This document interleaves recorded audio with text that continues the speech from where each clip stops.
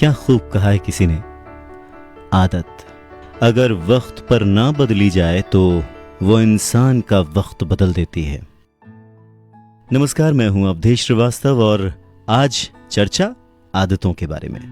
जी हां, आदत इंसान को बदल कर रख देती है। आदत अच्छी तो नसीब अच्छा, करियर अच्छा, जिंदगी अच्छी, आगे आने वाला कल अच्छा। अगर आदत बुरी है तो फिर आप खुद ही तय करिए कि क्या हो सकता है। वैसे मुझे तो लगता है कि कोई भी चीज जो जरूरत से ज्यादा की जाए उसकी हमें आदत पड़ जाती है। यानी कि कोई चीज अगर हम बार बार करें तो उसकी हमें आदत पड़ जाती है।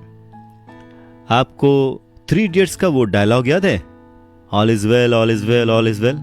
जी हाँ, जब भी मुसीबत में पड़ो अपने दिल को कहो कि सब ठीक है। और अगर आप ऐसा बार बार करो तो एक वक्त ऐसा आ जाता है कि दिमाग और दिल मान लेते हैं कि सब कुछ ठीक है और उन्हें मुसीबत में भी ना घबराने की आदत पड़ जाती है। और ठीक उसी मुसीबत की घड़ी में अगर आप परेशान हो जाओ, नकारात्मक सोचना शुरू कर दो तो फिर जान भी जा सकती है। यानी कि ये जो आदत का चक्कर है ये बहुत ही सीरियस मैटर है और उसे लाइटली तो बिल्कुल नहीं लिया जा सकता। रिसर्चेस भी यही कहती हैं कि हमारा दिमाग एक पैटर्न फॉलो करता है। इस बात को इस छोटे से एग्जाम्पल से समझ सकते हैं। घर के आसपास बहुत सारे ग्रोसरी स्टोर्स होते हैं, किराना की दुकानें होती हैं, लेकिन हम किसी एक खास दुकान पर ही बार बार जाते हैं। उसका कारण कुछ भी हो सकता है। शुरू में हो सकता है कि जो दुकानदार है, जो शॉपकीपर है, उससे हमारी दोस्ती हो गई हो, या वो सस्ता देता हो, या कुछ भी रीजन। लेकिन एक वक्त के बाद अगर आप ध्यान दें तो हमें आदत पड़ जाती है, हमारे पैर अपने आप ही उस दुकान की ओर मुड़ जाते हैं। अब ये ऐसी आदत है जिससे कोई नुकसान नहीं है। हाँ, थोड़ा बहुत नुकसान हो सकता है, पैसों का हो सकता है, कहीं ऑप्शन अच्छा मिल रहा हो, लेकिन ये उतना बड़ा नुकसान नहीं है। पर ऐसी कुछ आदतें हैं जो कि हमारे जिंदगी को खराब कर सकती हैं, हमारी तरक्की को, हमारी सक्सेस को, हमारी ग्रोथ को रोक सकती हैं। तो आज की चर्चा इसी बात पर कि आदतें कितनी ताकतवर हो सकती हैं कि हमारा फ्यूचर बदल सकती हैं। अब वो अच्छा होगा या बुरा, ये हमारी कैसी आदत है, हमारी कैसी हैबिट है, इस पर डिपेंड करता है। और कहते हैं ना कि अगर किसी बात को अच्छे से समझना है तो किसी एक्सपर्ट से या फिर किसी गुरु से पूछो, या फिर कुछ अच्छी बुक्स को कंसल्ट करो। और आदतों की ताकत को समझने के लिए चार्ल्स डुहिक की लिखी किताब द पावर ऑफ हैबिट से बेहतर कुछ और हो ही नहीं सकता। तो आइए जानते हैं कि कैसे हम अपनी आदतों के थ्रू जिंदगी में बहुत आगे जा सकते हैं। जिंदगी बस एक हसीन ख्वाब है, दिल में जीने की चाहत होनी चाहिए। जिंदगी बस एक हसीन ख्वाब है, दिल में जीने की चाहत होनी चाहिए। गम खुद ही खुशी में बदल जाएंगे, सिर्फ मुस्कुराने की आदत होनी चाहिए। नमस्कार, मैं हूं अवधेश श्रीवास्तव और आज हम चर्चा कर रहे हैं चार्ल्स डुहिक की लिखी किताब द पावर ऑफ हैबिट की, यानी आदत की ताकत। एक इंसान के बनने में बहुत सारी चीजों का हाथ होता है। उसके आसपास का माहौल, उसके घर का माहौल, उसका डर, उसके चैलेंजेस, उसके दोस्त, उसकी फैमिली, बहुत कुछ। पर इन सब में जो सबसे बड़ा रीजन कह सकते हैं जिसे हम, वो है वक्त। किस वक्त किसी के साथ क्या होता है, उस इंसान का व्यवहार, उसकी आदत वैसे ही बनती जाती है। एक छोटे से एग्जाम्पल से इसे समझते हैं कि जब हम परेशान होते हैं तो हमें क्या आदत होती है। कोई नाखून काटने लगता है, कोई चहलकदमी करने लगता है। ये एक छोटा सा एग्जाम्पल है, पर हमारी लाइफ में ऐसे बहुत सारी आदतें हैं, बहुत सारे ऐसे एग्जाम्पल्स हैं जिन्हें हम सोच सकते हैं और ये भी जान सकते हैं कि कौन सी आदत हमें किस तरफ ले जा रही है। देखिए, 100% गारंटी तो किसी भी चीज की नहीं है, पर हाँ, मैं ये जानता हूं कि अगर आप किसी इंसान की आदत को जान लें, और किसी और के बारे में क्यों जानें, अगर हम अपनी खुद की आदतों को ऑब्जर्व करें तो हम ये जान सकते हैं कि आज से 2 साल बाद, 5 साल बाद, 10 साल बाद, या जिंदगी में किसी एक मकाम पर हम कब पहुंचेंगे, या फिर पहुंचेंगे भी कि नहीं पहुंचेंगे। और अगर हमें किसी मकाम पर पहुंचना है, हमारी कोई मंजिल है, तो हमारी कौन सी ऐसी आदतें हैं जो हमें उस मंजिल तक ले जा सकती हैं। बस इसी अहम मुद्दे को एड्रेस करती है ये किताब, जिसका नाम है द पावर ऑफ हैबिट। और ऐसा नहीं है कि हम अपनी आदतों के बारे में जानते नहीं हैं। सच कहिए, क्या आपको अपनी अच्छी और बुरी आदतों के बारे में नहीं पता? हम दुनिया से झूठ बोल सकते हैं पर खुद से नहीं। हम सबको अपनी आदतों के बारे में पता है, और हम ये भी जानते हैं कि ऐसी कौन सी आदतें हैं जो कि हमें आगे बढ़ने से, सक्सेसफुल होने से रोक रही हैं। पर बुरी आदतों का वो ट्रैप, वो चक्रव्यूह हमें छोड़ता नहीं है। हम जानते हैं कि ये गलत है। ऐसे बहुत सारे एग्जाम्पल्स हैं जो कि दिए जा सकते हैं। ऐसा नहीं है कि वो लोग जो उन आदतों में फंसे होते वो कोशिश नहीं करते, वो कोशिश करते हैं उससे छूटने की, पर धीरे धीरे वो उन्हें स्वीकार कर लेते हैं, एक्सेप्ट कर लेते हैं कि ये मेरे से नहीं होगा, ये आदत मुझसे नहीं छूटेगी। पर ये किताब इसी बारे में बात करती है और बहुत स्ट्रांगली ये बात कहती है कि कोई भी आदत बदली जा सकती है। करत करत अभ्यास के जड़मति होत सुजान, रसरी आवत जात ते सिल पर पड़त निशान। नमस्कार, मैं हूं अवधेश श्रीवास्तव और आज हम चर्चा कर रहे हैं किताब द पावर ऑफ हैबिट की, जिसे लिखा है चार्ल्स डुहिक ने। आपने ये दोहा जरूर सुना होगा। इसका मतलब है कि कोई अगर एक ही चीज, एक ही काम रोज प्रैक्टिस करे, उसको इतना प्रैक्टिस करे कि उसकी वो आदत बन जाए, तो वो जिंदगी में सफल जरूर होता है। ठीक वैसे ही जैसे कि एक कमजोर सी रस्सी बार बार कुएं के पहिए पर घिसती रहती है और वहां पर जो पत्थर रखा होता है उस पर रस्सी के आने जाने से निशान पड़ जाता है। यानी कि कमजोर सी रस्सी से जब पत्थर तक कट सकता है तो फिर इंसान के दिमाग की तो बात ही क्या, और उसके टैलेंट की बात ही क्या। बस जरूरत है अपनी प्रैक्टिस को, अपने लक्ष्य को अपनी आदत बनाने की, और वही अभ्यास रोज करने की। पर हमारी रूटीन लाइफ में हम इस पर बिलीव नहीं करते, हमें भरोसा नहीं होता कि ऐसा हो भी पाएगा। इसी बात को प्रूव करते हुए चार्ल्स एक बहुत ही अच्छा सा एग्जाम्पल देते हैं, एक छोटी सी कहानी सुनाते हैं एक बुजुर्ग आदमी के बारे में, जिन्हें दिमागी बुखार हो गया था, यानी ब्रेन फीवर हो गया था, और जिसकी वजह से उनके जो ब्रेन में चीजें बदलने लग गई थी और वो बहुत सारी चीजें भूलने लग गए थे।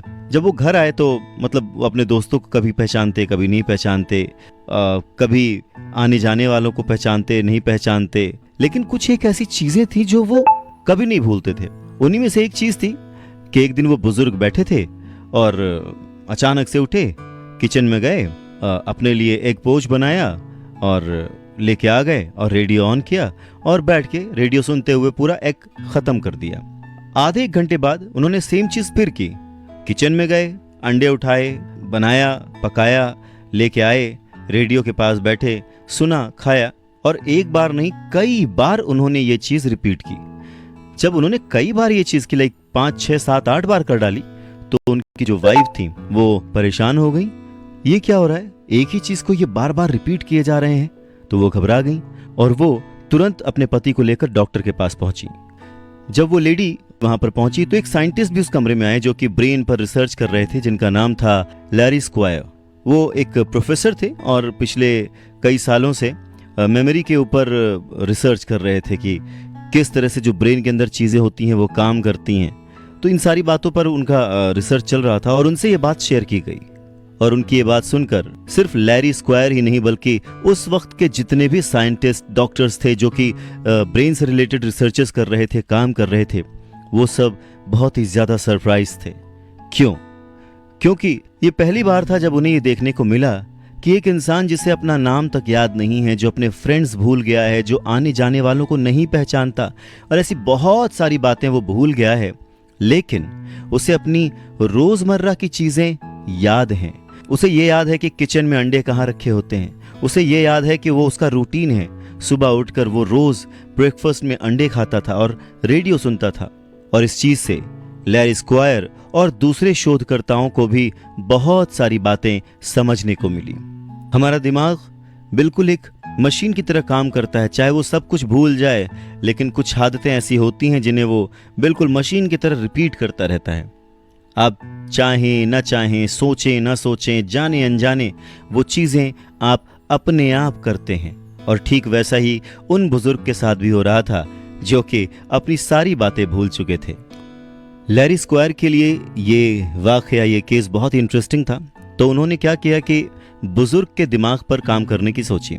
उन्होंने चेक किया और ठीक उसी स्थिति से गुजरते एक और पेशेंट का चेकअप उन्होंने किया। उन्होंने ब्रेन स्कैन किया तो उन्होंने पाया कि दोनों के दिमाग के बीच में एक छोटा सा, छोटी बॉल या कहें कि अखरोट जैसा कुछ दिखा, जहां पर वो जो बुजुर्ग थे वो अपनी चीज़ें भूलते जा रहे थे, बहुत शांत हो गए थे, कुछ बोलते नहीं थे, चीज़ों को पहचानते नहीं थे। वहीं जो नया पेशेंट था उसके दिमाग में उतना ही बड़ा ट्यूमर था कह सकते हैं, पर वो सब कुछ जानता था, उसे सब कुछ याद था। तो ये बहुत ही इंटरेस्टिंग था रिसर्चर लैरी स्क्वायर के लिए कि जो इंसान सब कुछ भूल चुका हो उसे फिर भी अपनी वो चीज़ें याद हैं जो कि उसकी आदत का हिस्सा थी।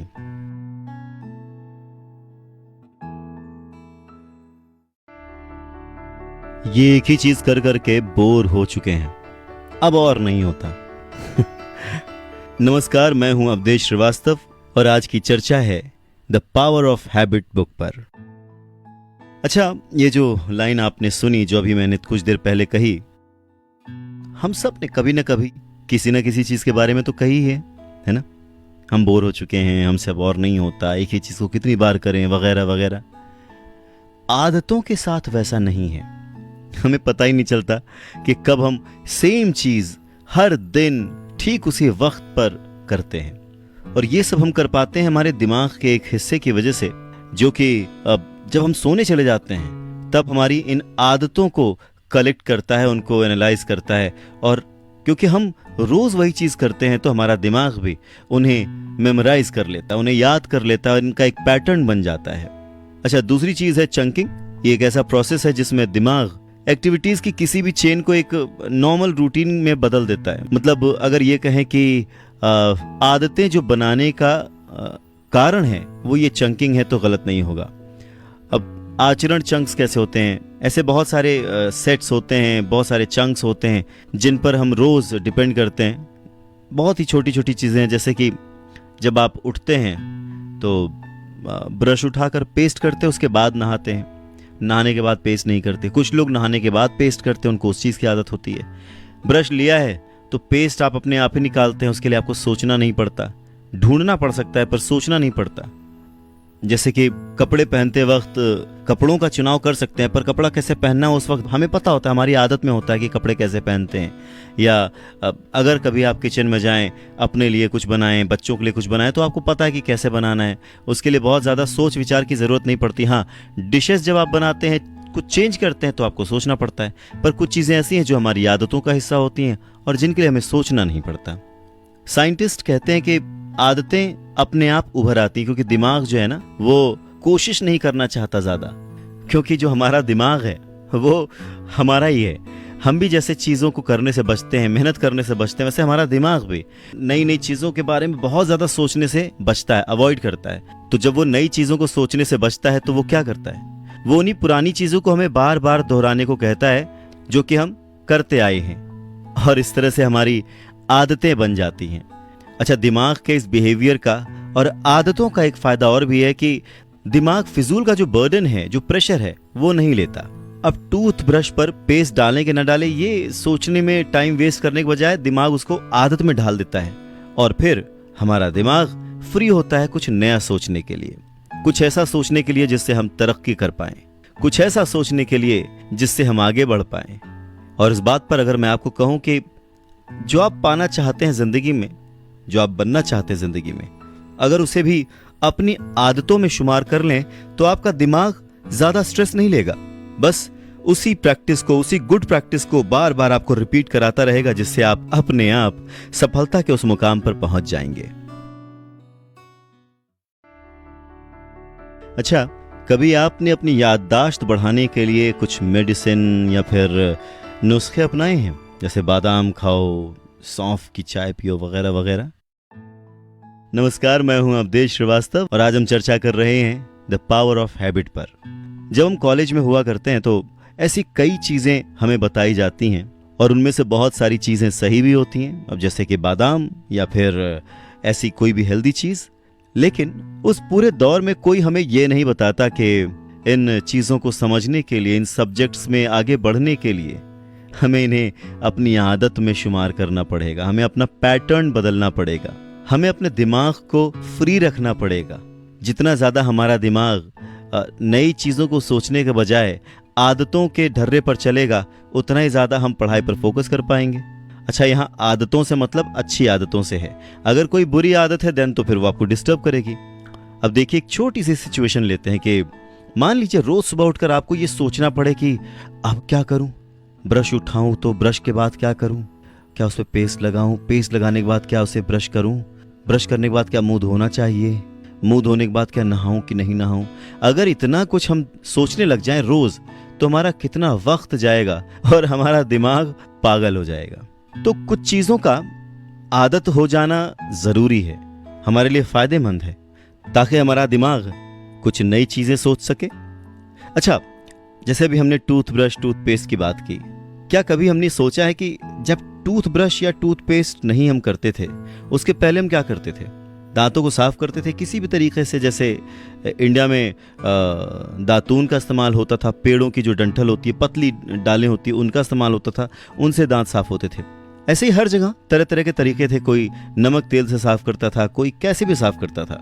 और इसी आदत पर एक बहुत ही इंटरेस्टिंग कहानी है कि किस तरह से इस आदत का फायदा उठाकर एक बहुत ही बड़े बिजनेस का और एक बहुत ही बड़े ब्रांड का जन्म हुआ।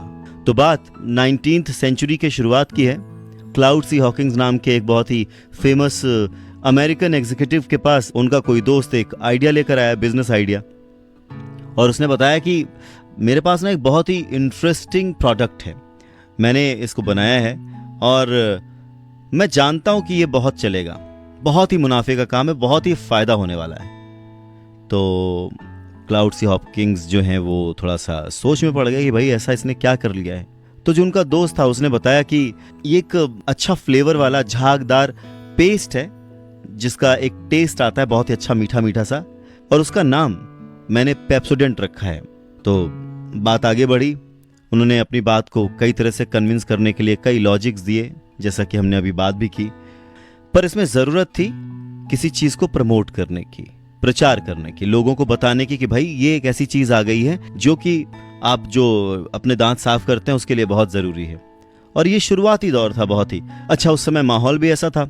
अमेरिका की बात करें तो वहां पर उस वक्त जो खान पान की आदत थी लोगों की, उसमें मीठा बहुत होता था, जिससे कि दांत भी खराब होते थे, और अगर दांत ठीक से न साफ हों तो फिर दांत में कीड़े लग जाते थे, दांत खराब हो जाते थे और उनकी हेल्थ खराब हो जाती थी।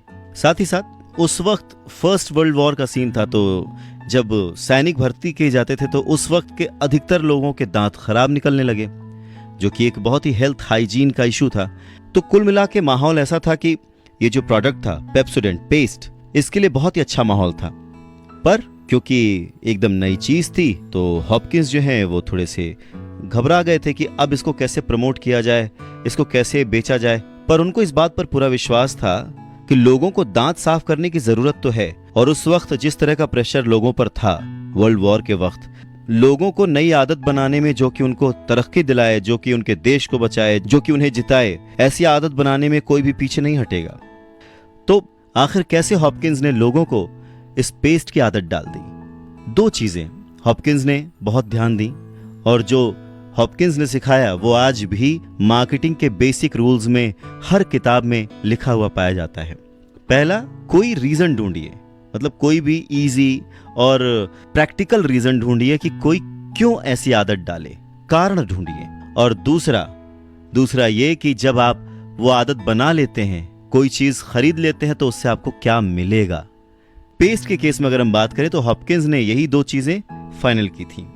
पहला, उसने बहुत ही आसान कारण दिया था लोगों को, और वो ये था कि लोगों के दांत गंदे हो रहे हैं, खराब हो रहे हैं, जिससे उन्हें नुकसान हो रहा है, जिसका डर उसने लोगों के मन में बिठाया, और उसका सीधा सा जवाब, सीधा सा समाधान, बहुत ही आसान समाधान दिया कि आप उसका बनाया हुआ पेस्ट खरीदिए, उसे इस्तेमाल कीजिए, तो आपको क्या मिलेगा। जो दूसरा सिद्धांत था कि रिजल्ट क्या आएगा, तो रिजल्ट ये आएगा कि आपके दांत बहुत खूबसूरत हो जाएंगे, गंदे नहीं दिखेंगे, लोग आपको पसंद करेंगे, वगैरह वगैरह। और इन दो बेसिक सिद्धांतों से, बेसिक रूल से उसने अपने पेस्ट को पूरे अमेरिका में फैला दिया। और उसका प्रत्यक्ष प्रमाण ये था कि जब सेकेंड वर्ल्ड वॉर के आसार थे, उस वक्त जब भर्ती की गई तो कोई भी सैनिक दांतों की गंदगी, ओरल हाइजीन की वजह से रिजेक्ट नहीं किया गया, क्योंकि वो सारे के सारे सुबह उठकर ब्रश करते थे उसी पेस्ट से।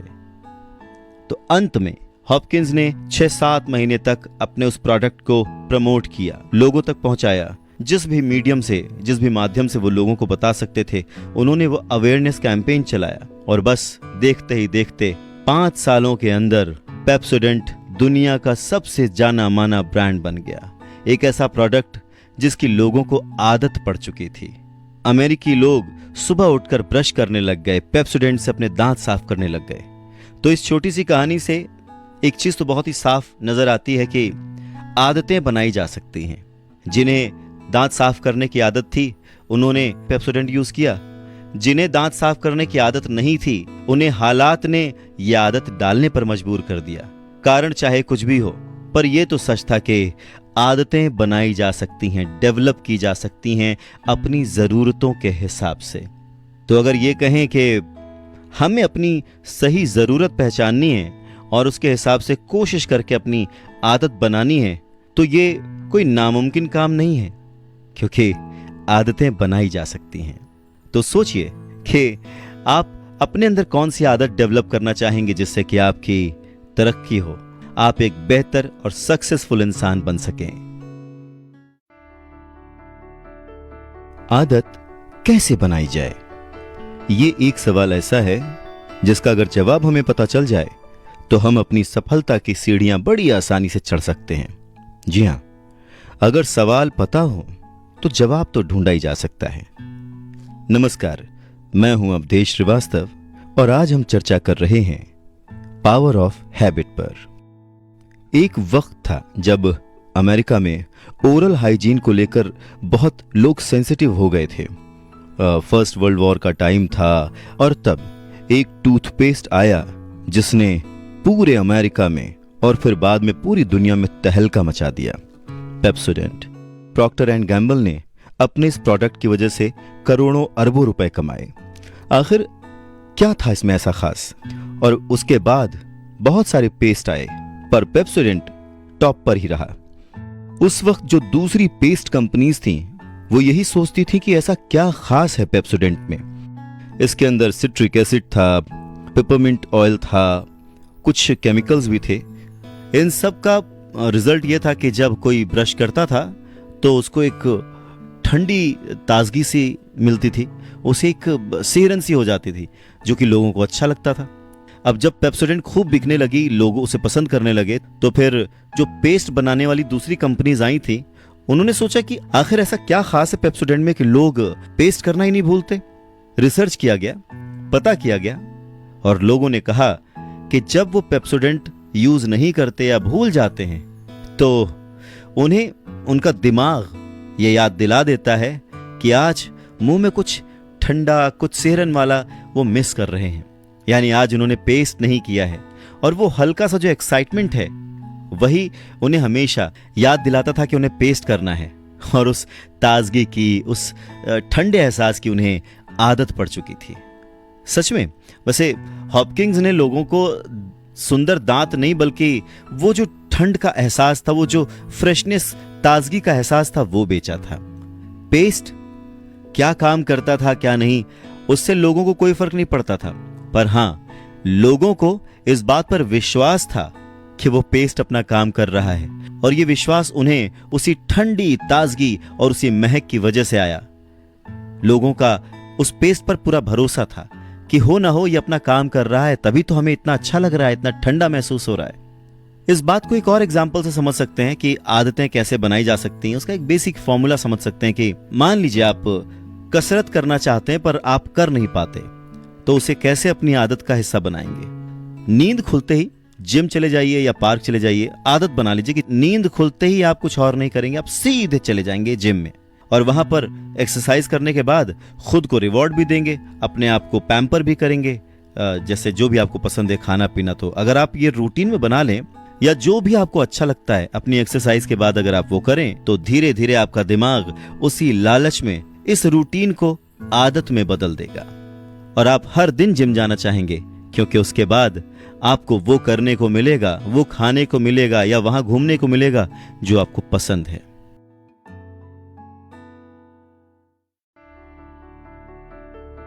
एक कहावत है कि अगर कोई काम जल्दी कराना है तो वो काम किसी आलसी को दे दो या तो वो काम नहीं होगा, और अगर हुआ तो सबसे कम समय में होगा। नमस्कार, मैं हूं अवधेश श्रीवास्तव और आज हम चर्चा कर रहे हैं book the power of habit की। रिसर्चर्स ने और साइंटिस्ट ने यह खोजा है कि हम जब भी कोई काम करते हैं तो हमारा दिमाग सबसे कम मेहनत वाला तरीका ढूंढ रहा होता है। हमारे दिमाग के इसी पैटर्न से आदतों का निर्माण होता है। वैसे आपको पता है कि हमारा जो दिमाग है, हमारा ब्रेन है, वो किसी भी चीज को हमारी आदत में कन्वर्ट कर सकता है। और ऐसा दिमाग क्यों करता है? तो रिसर्चर्स कहती हैं कि हमारा दिमाग ऐसा इसलिए करता है ताकि दिमाग के बाकी हिस्सों को आराम मिल सके, वो ओवरबर्डन ना हो, यानी कि एक तरह का बैकअप हमेशा काम करता रहता है। जो एक्स्ट्रा फाइल्स हैं वो कहीं और स्टोर होती रहती हैं और जो लंबे काम है वो छोटे तरीके से करने के लिए हमारा दिमाग हमेशा काम करता रहता है। इसके कुछ एग्जाम्पल्स भी साइंटिस्ट ने दिए हैं, जैसे कि बोलना, चलना, गाड़ी चलाना। अब देखें, अगर हमने कोई चीज़ एक बार सीख ली है तो वो हमारी आदत का हिस्सा हो जाती है और उसके लिए हमें दोबारा सीखने की ज़रूरत नहीं पड़ती, सिर्फ ध्यान देने की ज़रूरत पड़ती है और उससे हमारा ब्रेन जो है वो फ्री रहता है। और हमारे दिमाग की इसी आदत की वजह से हम इंसान दिन प्रतिदिन तरक्की करते जा रहे हैं। हमने सुई से लेकर जहाज तक बना डाला है और हर दिन कुछ नया खोजते ही जा रहे हैं। लेकिन जहां पर दिमाग की इस आदत के फायदे हैं, वहीं पर नुकसान भी हैं। जैसे कि अगर हमारा दिमाग पूरी तरह से अलर्ट ना हो, आदतों के भरोसे ही चलता रहे, तो मान लीजिए हमें सड़क पार करनी है तो हम सड़क पार नहीं कर पाएंगे और एक्सीडेंट होने के चांसेस पूरे हैं। तो ऐसे हादसों से बचने के लिए हमारे दिमाग ने एक दूसरी टेक्निक, एक दूसरा कार्य प्रणाली विकसित की है ताकि वो ये समझ सके कि आदतों को कब काम शुरू करना है। आप ध्यान दीजिए, जब आप सड़क क्रॉस कर रहे होते तो आप 1 मिनट के लिए ठिठकते हैं, फिर चलते हैं, फिर रुकते हैं, फिर चलते हैं, और हमारा दिमाग उन छोटे छोटे पॉजेज में खुद डिसाइड करता है कि अब क्या करना है, और ऐसे में वो आदतों को फॉलो नहीं करता। तो इसका मतलब ये कि हमारा दिमाग जब जरूरत हो तभी आदतों को फॉलो करता है। ये हमारी अलर्टनेस का ही नतीजा है जो हमारे दिमाग ने हमें दिया है, हमारे बेंसल गैग्लिया ने हमें दिया है। और ऐसी सिचुएशन में हमारा दिमाग हमारी आदतों को स्विच ऑन स्विच ऑफ करने की सहूलियत भी हमें देता है। इस बात से एक बात बहुत ही साफ समझ में आती है कि जब भी कोई आदत बनती है और हमारा दिमाग उसका इस्तेमाल करता है, तो जब कोई डिसीजन लेना होता है उस वक्त दिमाग पूरी तरह से शामिल नहीं होता। उस समय हमारा दिमाग जो है वो ज्यादा मेहनत नहीं करता और दूसरे कामों पर लगा रहता है। साथ ही जब तक हम अपनी पुरानी आदतों पर कोई नई आदत ओवरराइट नहीं करते, तब तक वो जो पुरानी आदतें हैं सेम प्रैक्टिस में वैसे ही बिना डिस्टर्ब हुए चलती रहती हैं। और अगर कभी मिस हो भी जाए तो हमारा दिमाग हमें अलर्ट करता है कि आज हमने कुछ मिस कर दिया है।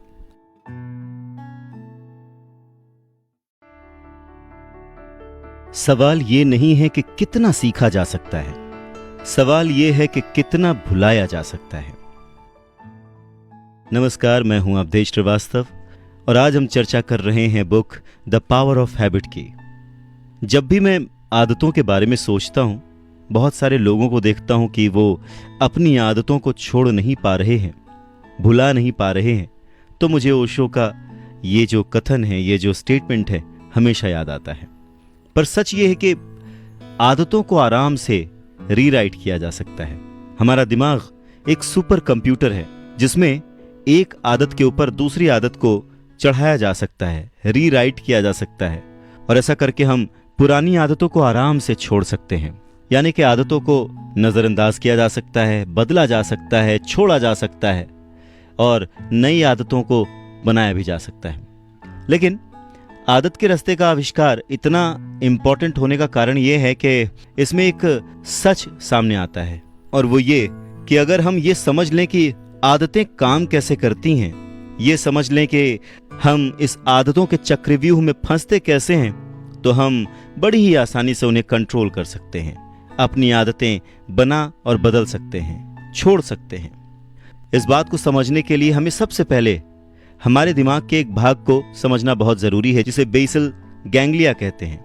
अब ये बेसल गैंग्लिया आखिरकार होता क्या है, पहले हमें वो समझना जरूरी है, ताकि हम अपनी आदत का जो पैटर्न है उसे सही ढंग से समझ सकें।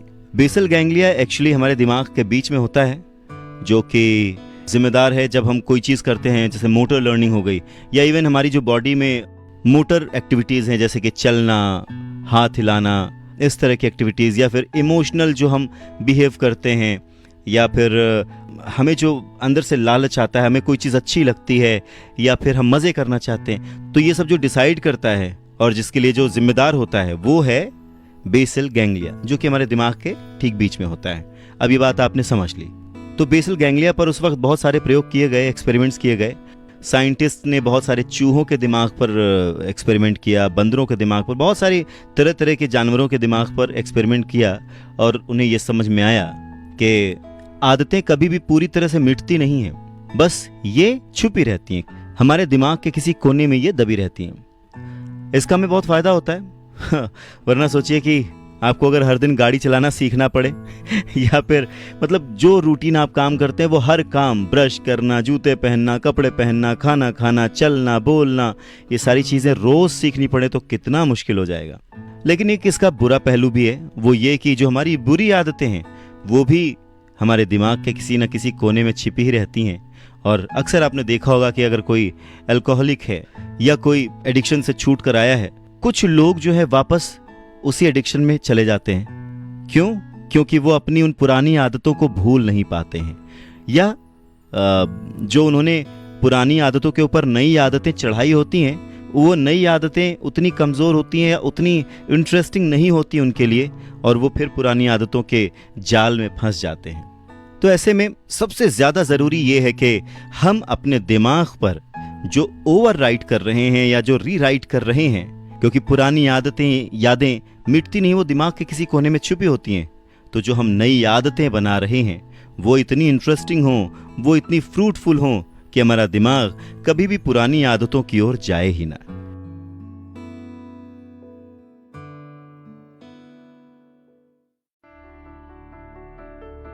ये आदतें हैं जनाब, जरा सोच समझ कर बनाइए, बन गई तो फिर ये छूटेंगी नहीं। नमस्कार, मैं हूं अवधेश श्रीवास्तव और आज हम चर्चा कर रहे हैं द पावर ऑफ हैबिट की।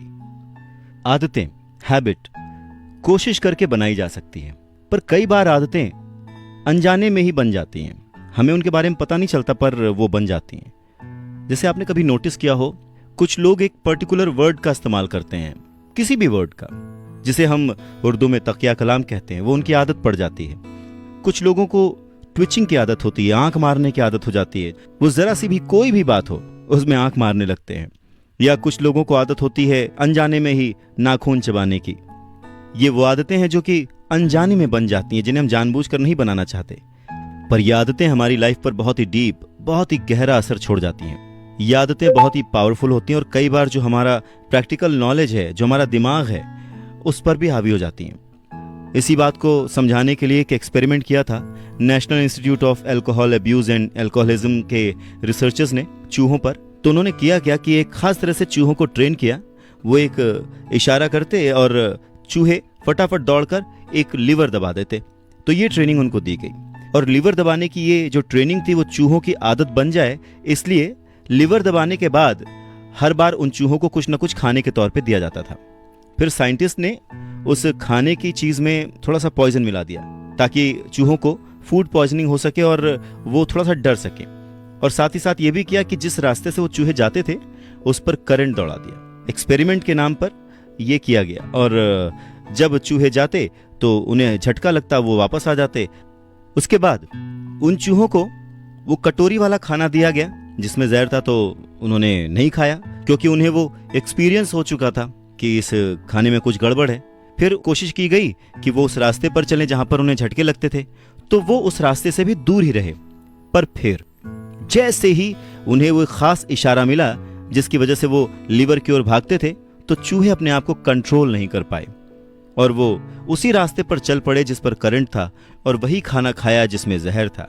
इंसानों के बीच भी ऐसे कई एग्जाम्पल्स हमें रोज मिलते हैं। जैसे मान लीजिए घर पर बच्चे हैं और आपका मन कर रहा है, आप ऑफिस से घर लौट रहे हैं, तो कभी कभार आप कुछ भी फास्ट फूड ले लेते हैं, प्रोसेस्ड फूड ले लेते हैं, तला भुना ले लेते हैं, कोल्ड ड्रिंक्स ले लेते हैं। लेकिन धीरे धीरे ये चीजें हमारी आदत में शामिल हो जाती हैं, हमें इस बात का पता नहीं लगता।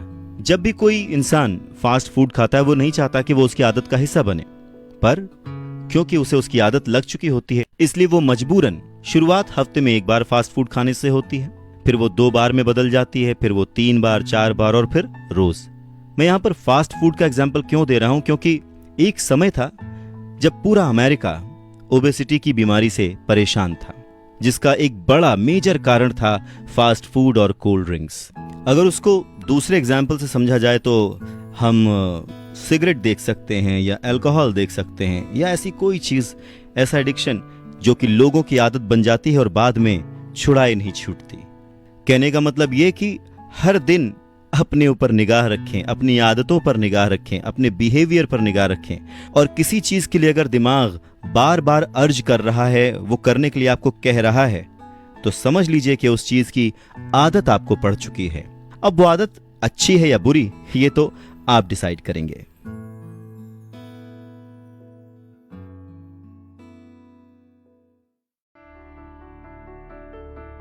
कहते हैं कि इंसानी दिमाग को समझना उतना ही कठिन है जितना कि पूरे ब्रह्मांड को समझना। नमस्कार, मैं हूं अवधेश श्रीवास्तव और आज हम चर्चा कर रहे हैं the power of habit book की, जिसे लिखा है चार्ल्स डुहिग ने। एक रिसर्चर थे स्क्वायर। वो कहते हैं कि याददाश्त एक ऐसा सब्जेक्ट है जो हमें हमेशा आकर्षित करता है।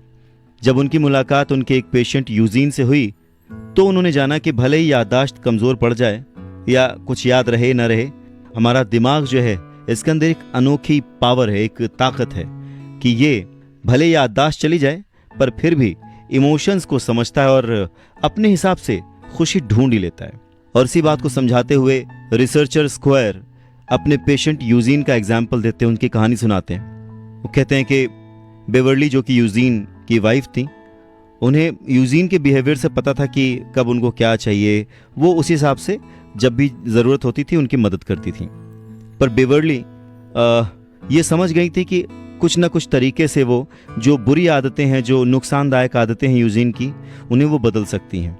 जैसे अगर फ्रिज में वो कोई चीज़ ना रखें, कोई मीट का टुकड़ा, एग ना रखें, तो यूजीन जो है वो बार बार नहीं खाता था, मांगता नहीं था। पर अगर जैसे ही वो मीट का टुकड़ा रखती थी वो बार बार खाता था। अगर बेवर्ली यूजीन की कुर्सी के बगल में सैलड रख दें तो वो मीट भूलकर सैलड खा लेता था। तो धीरे धीरे यूजीन को मीट और अंडे की जगह सलाद खाने की आदत पड़ गई और इस तरह से उसके जो खाने पीने की आदत थी वो सुधर गई, क्योंकि वो बीमार था और उसके लिए इजी टू डाइजेस्ट फूड बहुत रिक्वायर्ड था। अच्छा, इसके बावजूद यूजीन की तबीयत जो है बिगड़ती चली गई। तो एक दिन यूजीन बहुत जोर से चिल्लाया, बेवर्ली दौड़ी दौड़ी आई। यूजीन अपना सीना थामे बहुत छटपटा रहा था, उसे दिल का दौरा पड़ा था। जब उसे हॉस्पिटल ले गए तो वहाँ पे बेड पर से उठने की कोशिश करने लगा पर उठ नहीं पाया। जो उसको सारे सिरिंजेस, इंजेक्शंस और जितने भी वायर्स लगाए गए थे वो उन्हें उखाड़ने की कोशिश करता रहा, परेशान रहा, जिसकी वजह से यूजीन की देखभाल करने वाली नर्स को बार बार उसे समझाना पड़ा। और एक टाइम ऐसा आया कि वो गुस्सा हो गई और उसने यूजीन को चेतावनी दी, फिर से अगर यूजीन ने ये सब किया तो वो उसे रस्सी से बांध देगी। पर यूजीन को इस बात का कोई असर हुआ नहीं और वो सब कुछ दोहराता रहा जो उसने अब तक किया था। फिर यूजीन की जो बेटी थी वो आई, उसने कहा कि यूजीन को अपनी तारीफ सुनना पसंद था, उसे आदत थी अपनी तारीफ सुनने की, तो क्यों ना आप जब भी उसके कमरे में जाएं हॉस्पिटल के अंदर तो आप उसकी तारीफ करें, क्योंकि उन्हें कुछ याद तो रहता नहीं है, तो क्यों ना उस आदत का फायदा उठाया जाए जो उन्होंने अपने कई सालों तक फॉलो किया था। तो नर्स जब भी कमरे में जाती हमेशा ये कहती कि यूजीन आप कितना महान काम कर रहे हैं, आप लोगों की भलाई के लिए ये काम कर रहे हैं, इसके लिए हम बहुत खुश हैं कि आप शांत बैठने की कोशिश कर रहे हैं, आपने कुछ भी डिस्टर्ब नहीं किया है। ये बातें सुनकर यूजीन को अच्छा लगा, उसे लगा कि ये चीज़ें उसके साथ हो चुकी हैं और ये उसके प्राइड का सब्जेक्ट बन गया। तो धीरे धीरे करते करते सबने देखा कि यूजीन वही कर रहा है जो नर्स कह रही है, यानी लोगों की हेल्प हो रही है, यूजिन बहुत महान काम कर रहा है, लोगों की मदद कर रहा है, अपने बेड पर बैठा हुआ है और कोऑपरेट कर रहा है। और उसके इस बिहेवियर की वजह से उसे सिर्फ 1 हफ्ते के अंदर ही घर जाने की परमिशन मिल गई। फिर कुछ सालों बाद अपने घर में टहलते हुए उसका पैर अंगीठी से लड़ गया और वो गिर गया, जिससे उसका पैर टूट गया, उसकी कमर टूट गई। और जब अस्पताल में यूजिन भर्ती हुआ तो रिसर्चर स्क्वायर और उसके जो कलीग्स थे उन्हें ये चिंता हुई कि अब शायद यूजिन याद नहीं रख पाएगा कि वो कहाँ है, जिसके चलते उसे अटैक आ सकता है, पैनिक अटैक हो सकता है। और इस प्रॉब्लम को सॉल्व करने के लिए उन्होंने यूजिन के बिस्तर के बगल में पर्चियां रखना शुरू कर दिया, जिन पर लिखा होता था कि वो कहाँ पर है, वो वहाँ क्यों है, उसके साथ क्या हुआ था, वगैरह वगैरह। इवन उस अस्पताल की दीवारों पर भी पर्चियां लगाई गई, फोटो लगाई गई उसके फैमिली की, ताकि उसे याद रहे कि ये उसके फैमिली मेम्बर्स हैं। हालांकि यूजिन को कभी इस बारे में कोई चिंता नहीं हुई थी। उसने एक बार भी नहीं पूछा कि वो अस्पताल में क्यों है।